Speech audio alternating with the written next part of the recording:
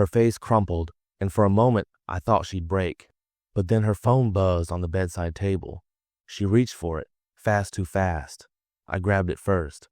The screen glowed with text from Sarah Smith. "Pick up. Are you okay? Don't tell the club." Ice shot through my veins. "Who's Sarah?" I demanded. Emily's eyes widened, panic flashing. "Just a co-worker." I tapped the message. "What club? What's this about?" She lunged for the phone, but I pulled it back. "Jake, please," it rang, cutting her off. Before she could stop me, I hit speaker. A man's voice crackled through, low and urgent. You good? He didn't find out, right?" My heart stopped. He? The ambulance jolted over a pothole, slamming me against the hard metal bench. I gripped the edge, my knuckles whitening, as the siren screamed a relentless wail that drilled into my skull. Red and blue lights flashed through the narrow windows, casting flickering shadows across Emily's pale face. She lay strapped to the stretcher, her eyes fluttering half open, her lips moving with incoherent mumbles. A paramedic leaned over her, checking her pulse with a steady hand, his calm demeanor infuriating me. How could he be so detached when my entire world was unraveling? "Emily," I said, my voice rough as I leaned closer. "Can you hear me?" Her head tilted toward me, slow and unsteady. "Jake," she slurred, her tone uncertain, like she wasn't sure who I was. My chest tightened. "Yeah, it's me. What happened? Why were you?" I stopped, the words catching in my throat. "Why were you like that?" She blinked, her eyes glassy and distant. "Hot. So hot," she whispered. "Had to take it off." I frowned, confusion spiking. Hot? It was October, the air crisp, and the ambulance's AC hummed coldly. "You didn't go to work?" I pressed. She gave a weak shake of her head. "Office closed, Hurricane." That was a lie. Her office never shut down, not even during last year's blizzard. My stomach twisted, a sick feeling spreading. "Then why the pills, Em? What'd you take?" Her gaze darted away, unfocused. "Nothing. Just tired." The paramedic shot me a quick, unreadable glance. I balled my fists, frustration simmering. She was hiding something poorly. The ambulance screeched to a stop, tires skidding on wet pavement. The doors burst open, rain pounding down as the paramedics wheeled her out into the storm. The blanket slipped from her shoulders again, and I followed, drenched and shivering, my mind replaying her words. "Feels good." She'd muttered it back at the house when they moved her. What the hell did that mean? The ER swallowed us into its chaos, white coats rushing past, machines beeping, the sharp sting of antiseptic hitting my nose. A nurse pointed me to a row of plastic chairs while they took Emily behind a curtain. I sat, then stood, pacing the slick linoleum, my wet shoes squeaking with every step. Time crawled. My phone buzzed Lisa from work, checking in. I silenced it. How could I explain this? My wife overdosed on something, babbling like she'd lost her mind. Feels good. The phrase gnawed at me, a puzzle piece that didn't fit. A doctor approached, clipboard in hand. "Mr. Thompson?" I nodded, my mouth dry. "Your wife's stable," he said. "We're running tests, but she's refusing anything extensive. Claims she's just exhausted." He paused, studying me. "You mentioned pills. Know what she took?" I shook my head. The bottle was empty label scratched off. He jotted a note. "We'll keep her under observation. If she's steady in an hour, she can leave." I stared at him. "That's it?" He shrugged. "Unless she agrees to more, yeah." Anger flared in my chest. Something's awfully often no one seemed to give a damn. They let me into her room. Emily sat propped on a cot, sipping water from a plastic cup. Her cheeks had some color now, but her eyes stayed distant, avoiding mine. I dragged a chair beside her and sat. We need to talk." She flinched, her fingers tightening around the cup. "About what?" Her voice was small, guarded. "About why you lied," I said, keeping my tone even. "Your office didn't close today." I checked. Her eyes flicked to mine, then away. "I took a personal day." My jaw tightened. "And the pills? What'd you take?" She shook her head. Nothing, Jake, I swear. I leaned closer, voice dropping. Then why'd you say feels good when they moved you? What feels good, Emily? The blanket hit the floor, and there she was, Emily, sprawled across the bed, naked, her skin ghostly pale in the flickering lamplight. My heart slammed against my ribs. Emily! I yelled, lunging forward. Her chest twitched, a shallow rise and fall, but her face was slack, lips parted, eyes shut. I grabbed her shoulders, shook her. Wake up! Her head flopped sideways, limp, lifeless. Nothing. My breath caught, sharp and ragged. Was she even alive? I pressed my ear to her mouth-faint warmth, a weak puff of air. She was breathing. Barely. My eyes darted around the room, wild, and landed on it. An orange pill bottle, capless, half-tucked under the bed. I snatched it up, shook it. Empty. The label was peeled off, unreadable. Pills? Emily didn't take pills, not even for a headache. My stomach twisted. Overdose? No, she wouldn't, would she? Emily, come on! I shook her again, harder, desperation clawing at me. Her body sagged, a rag doll in my hands. I fumbled for my phone, hands slick with sweat, and stabbed 911. The dial tone buzzed, each ring an eternity. Outside, the storm raged, wind screaming against the windows, rain pelting the glass like gunfire. Pick up. 911, what's your emergency? The operator's voice was steady, infuriatingly calm. My wife, she's unconscious. Pills, maybe. She's barely breathing. My words spilled out, jagged and fast. Address? I spat it out, eyes locked on Emily. Hurry. Is she breathing? Yes, just barely. She's naked. I don't know what happened. Paramedics are on the way. Stay with me. I dropped beside her, phone pressed to my ear. Emily, please, I whispered, brushing her damp hair back. Her skin was cold, clammy. Mascara streaked her cheek had she been crying. My mind reeled, snagging on fragments. Her quiet distance lately, the late nights, the way she'd pulled away from me. What had I missed? Sirens pierced the storm, growing louder. I stumbled to the door, flung it open.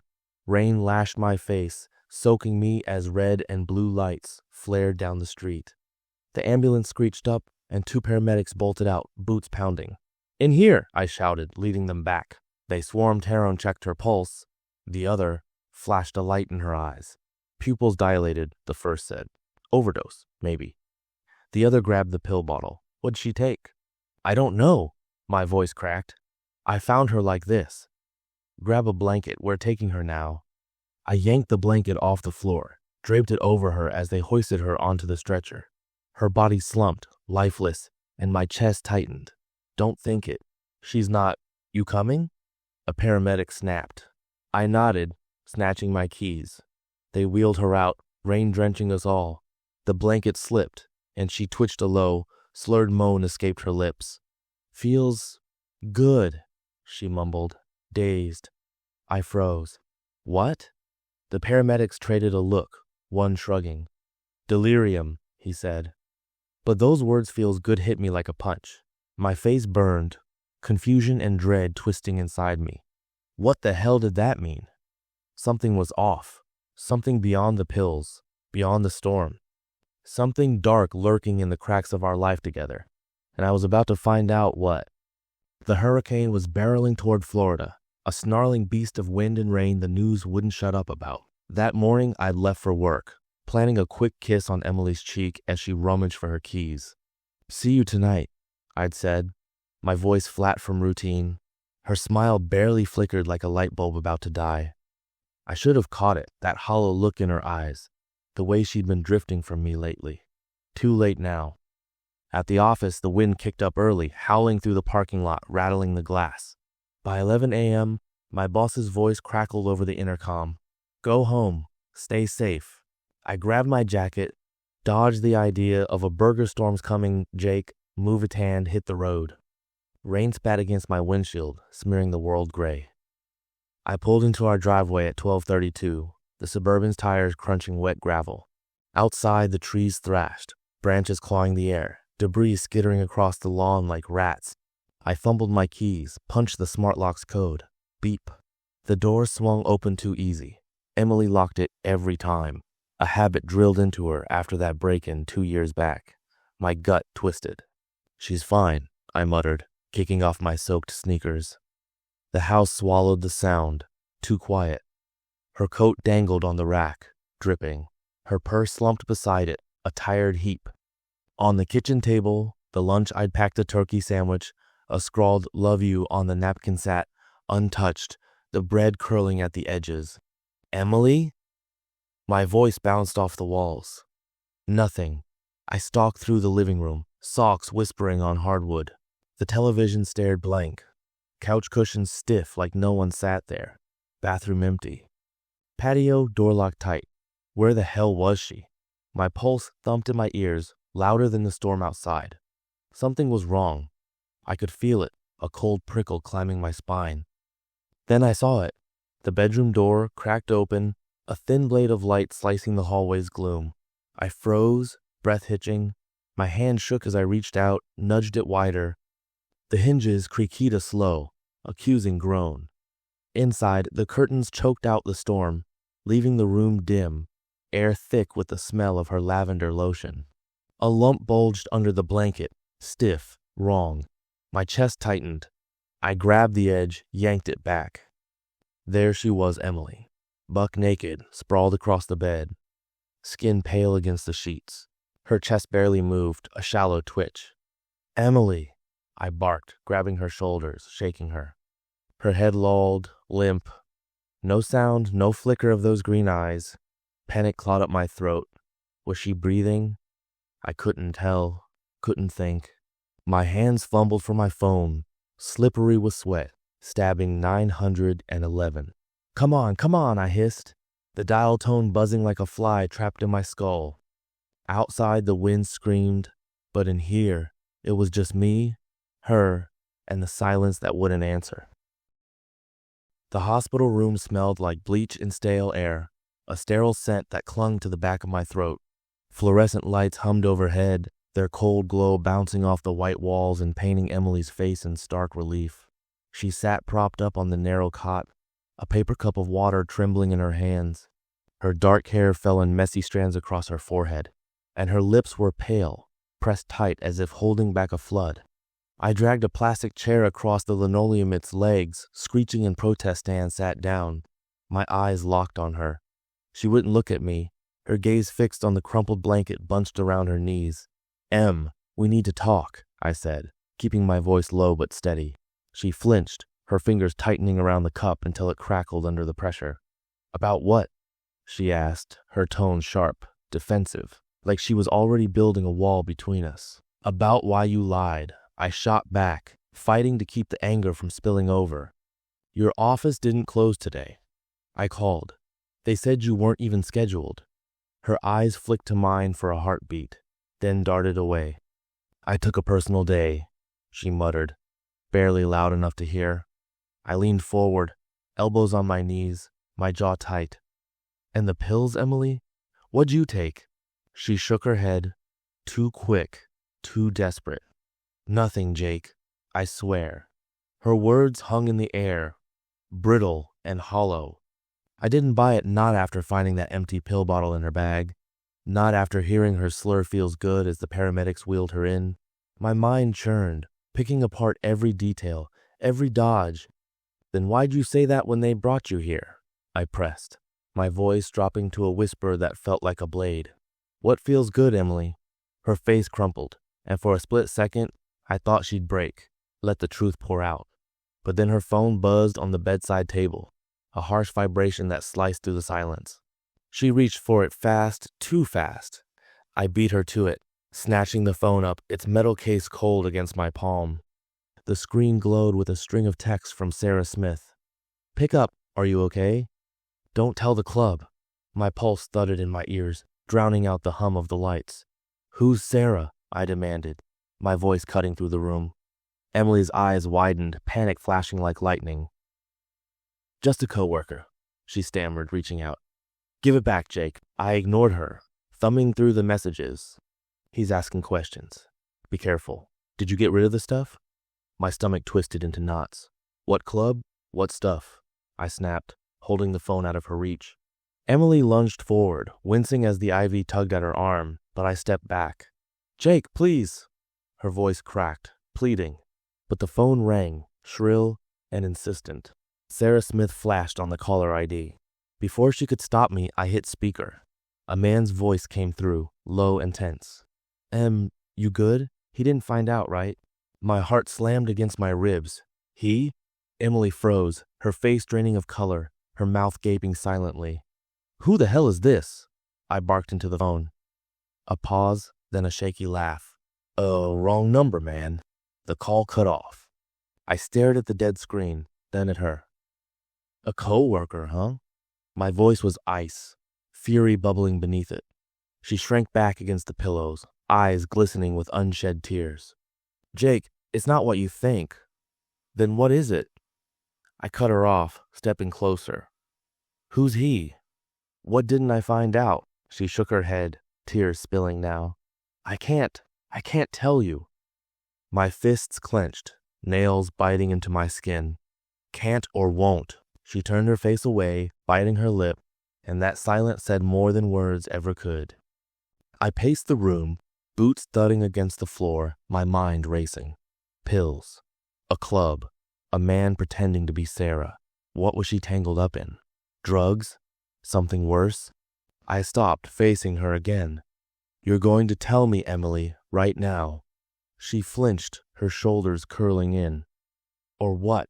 She whispered, voice shaking. I leaned in, close enough to see the fear in her eyes. Or I walk out that door and don't come back. Her gaze locked with mine, and I saw it trawl, gut-wrenching fear. Not of me, but of something bigger, something she couldn't escape. Her lips parted, but before she could speak, the door swung open. A nurse bustled in, clipboard in hand. Time for your discharge papers, Mrs. Thompson. Emily's eyes flicked to the nurse, then back to me, her expression closing off. I'll sign them, she said softly. The moment shattered, the truth slipping away, leaving me grasping at shadows. The living room was a tomb of silence, the kind that presses down on your chest and makes it hard to breathe. Emily perched on the edge of the couch, her hands twisting in her lap like nervous birds, her eyes darting to the clock every few seconds. 11:47 p.m.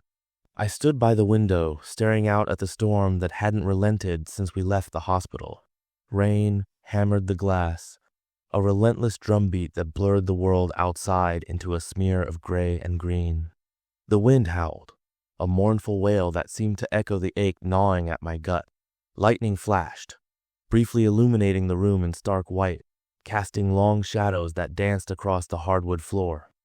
Emily's phone sat on the coffee table between us, its dark screen a silent taunt. My fingers itched to pick it up again, to scroll through the messages I'd already memorized. Sarah Smith, what a pathetic lie. The texts weren't from a woman, they were from a man, someone she'd been sneaking around with, whispering to in the shadows while I worked late to keep our life afloat. My wife, my Emily.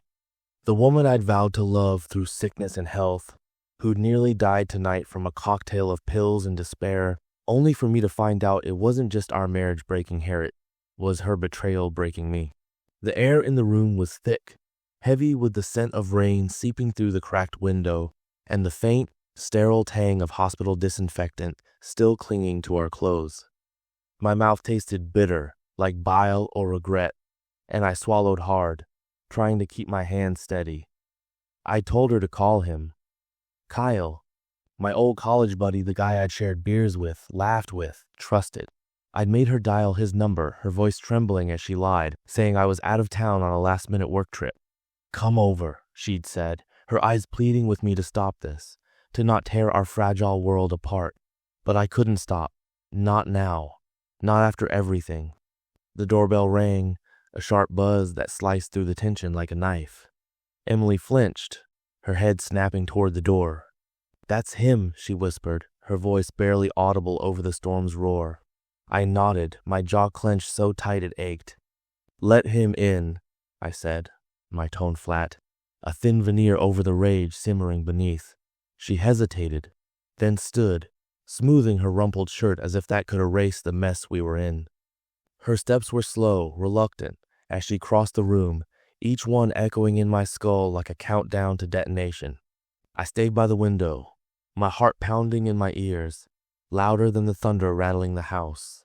The door creaked open, and Kyle's voice drifted in, cheerful and oblivious. "Hey, babe, I came as fast as I could. Storm's a mess out there." Babe, the word hit me like a fist, knocking the air from my lungs. My fists clenched at my sides, nails biting into my palms until I felt the sting of broken skin. Emily murmured something too soft to hear, and then Kyle stepped into the living room, his smile wide and confident, rainwater dripping from his jacket onto the floor. That smile faltered when he saw me standing there, his eyes widening in a flash of surprise. "Jake, what are you doing here?" His voice was casual, but there was a tremor beneath it, a crack in his cocky facade. He ran a hand through his wet hair, trying to play it off, but I saw the flicker of panic in his hazel eyes. I didn't move, didn't blink. "Funny, I could ask you the same thing," I said, my voice low and steady, a tight leash on the storm inside me. Kyle's gaze flicked to Emily, then back to me. He laughed, a nervous, brittle sound that grated on my nerves. "Just checking in on Em, with the storm and all." Liar. The word burned in my throat, but I held it back, taking a step forward instead. My hands trembled with the effort to stay calm. "Checking in? At midnight? When you thought I was out of town?" Kyle's smile vanished, replaced by a wary look. He glanced at Emily again, but she was staring at the floor, her face pale as death. "Look, man, it's not what you think," he started, his hands coming up in a weak defense. I cut him off, my control slipping like sand through my fingers. "Then what is it?" I snapped, my voice rising. "Because, from where I'm standing, it looks like you've been screwing my wife." The words hung in the air, heavy and poisonous, a truth I'd known but hadn't spoken until now. Kyle's mouth opened, then closed, his Adam's apple bobbing as he swallowed hard. Emily made a small sound, a choked sob that barely registered over the blood rushing in my ears. I didn't look at her. My eyes were locked on Kyle, daring him to deny it. He didn't. Instead, he took a step back, his hands raised higher. "Jake, calm down. Let's talk about this." "Calm down?" I barked a laugh, harsh and bitter, tasting the bile rising in my throat. "You're in my house, calling my wife babe, and you want me to calm down?" I advanced on him, my anger boiling over, a red haze clouding my vision. Kyle retreated, his back hitting the wall with a dull thud. "It wasn't like that," he stammered, his voice cracking. "We were just what?" I shouted, my voice echoing off the walls, drowning out the storm for a moment. "Just sneaking around, just lying to me?" I was close now, close enough to smell the rain on him, to see the fear in his eyes, the sweat beating on his forehead despite the chill in the room. "How long, Kyle? How long have you been betraying me?" He shook his head, his mouth working but no words coming out. Then Emily's voice, small and trembling, cut through the rage like a blade. "Jake, please. It's my fault. I was lonely. You were always working, and She trailed off, her words dissolving into tears that streaked her pale cheeks. I turned to her, my chest heaving, my breath ragged. "Lonely? That's your excuse?" My voice was a growl, laced with disbelief and hurt. "I was working to build a life for us, Emily. For our future. And you repay me by sleeping with this... I couldn't find the word, my mind blank with fury, my hands shaking at my sides. Kyle seized the moment to edge toward the door, his movements quick and desperate. "I should go," he muttered, his hand reaching for the knob. But I was faster. I grabbed his arm, yanking him back with a force that surprised even me. "You're not going anywhere," I snarled, my grip like iron. "Not until you tell me everything." He tried to pull away, his jacket slipping in my grasp, but I held firm. "Jake, let go," he said, his voice rising with panic. "This isn't you." I laughed again, a sound devoid of humor, sharp as broken glass. You don't know me, Kyle. Not anymore. I shoved him against the wall, hard enough to make the framed photos rattle. A picture of Emily and me on our wedding day tilting askew. Emily rushed forward, grabbing my arm with both hands. Stop it, Jake. You're scaring me. Her nails dug into my skin, but I shook her off, my eyes never leaving Kyle's face. Scaring you? Imagine how I feel, Em. Imagine coming home to find your spouse passed out, naked, with pills scattered around. Imagine finding out she's been cheating on you with someone you thought was a friend. Kyle's face crumpled, guilt washing over him like the rain outside. It wasn't supposed to happen like this, he whispered, his voice barely audible. It was a mistake. A mistake. The word was a slap, reducing months, maybe years of deception to a single careless slip. A mistake? I repeated, my voice dangerously soft, a calm before the final storm. Sleeping with my wife was a mistake? He nodded, his eyes pleading, wet with something that might have been tears or rain. Yes, and I'm sorry, Jake. I really am. Sorry. The word meant nothing, a hollow shell tossed into the wreckage.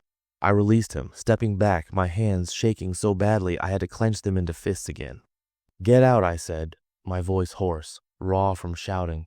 Both of you, get out of my house. Emily gasped, her hand flying to her mouth, stifling a sob. Jake, please, let's talk about this. Her voice cracked, desperate, but I was done talking. Done with lies, with betrayal, with the life I thought I'd built. There's nothing left to say, I told her, my voice breaking on the edges. You made your choice. Now live with it. Kyle didn't need to be told twice.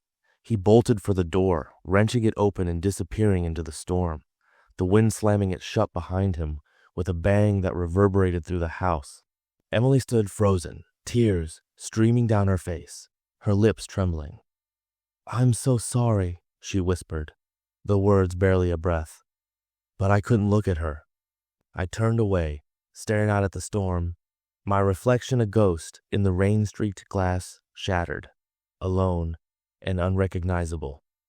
The thunder rolled again, a deep, guttural sound that shook the walls, but it was nothing compared to the collapse inside me. Our marriage was over, torn apart by secrets and storms, and as the rain pounded relentlessly outside, I knew there was no going back. The house felt hollow without her. No murmur of the television, no clink of dishes, no gentle shuffle of footsteps, just silence, broken only by the faucet's steady drip and the floorboard's faint groans. I perched on the bed's edge, staring at Emily's empty spot, her pillow still holding a ghost of her shape, her scent of lavender laced with something bitter, maybe regretting faintly in the air, slipping away like the life we'd shared. Outside, the storm had blown itself out, leaving a scrubbed-clean world behind. Sunlight poured through the blinds, painting golden streaks across the floor, while the air carried a sharp, cool bite. I rose, joints creaking, and shuffled to the window. The street lay strewn with snapped branches and torn leaves, a testament to the hurricane's rage. The sky, though, gleamed a bold blue, almost taunting in its clarity. I'd weathered the tempest, but its wreckage wasn't the kind you could tidy up with a broom. That night, Emily had fled, tears cutting tracks down her face, her voice breaking as she hauled her suitcase into the rain. I didn't stop her, I couldn't. Her betrayal had hollowed me out, a chasm too wide for words to bridge. Kyle's confession had been the killing stroke, smashing the last scraps of hope I'd gripped. Months of deceit, secret meetings, hushed lies while I burned the midnight oil, blind to it all. The pills, she'd said, were her escape, a way to dull the guilt or flee a life she'd outgrown. I didn't know anymore. I didn't care. A week later, the divorce papers landed, crisp and final, heavy as stone in my hands. I signed them without a second thought, the pen scratched a sharp goodbye. Emily didn't fight it. She'd retreated to her parents in Tampa, reportedly seeing a shrink to stitch herself back together. Good for her. My anger had burned out, leaving only exhaustion, a deep, aching fatigue like I'd finally dropped a burden too heavy to bear. Then came Lisa, a co-worker with the habit of showing up just when I needed saving, She started swinging by with coffee and a listening ear. No pressure, no probing, just quiet company amid the mess. Coffee turned to dinner, then a weekend hike, and soon I caught myself smiling, even laughing. She had a gift for lifting the world's weight, making it feel less shattered. Now, standing in the kitchen, I breathed in the rich scent of brewing coffee. On the fridge, a calendar bore a red circle-neck spring, our wedding day. Lisa and I were crafting something fresh from the rubble. The baby was due in June, a small, pulsing promise. I filled 2 mugs, steam rising like a vow, and carried them to the porch. Lisa sat there, hand on her swelling belly, her smile warm and sure. The storm had stripped me bare once, but in its wake, I'd found something worth keeping.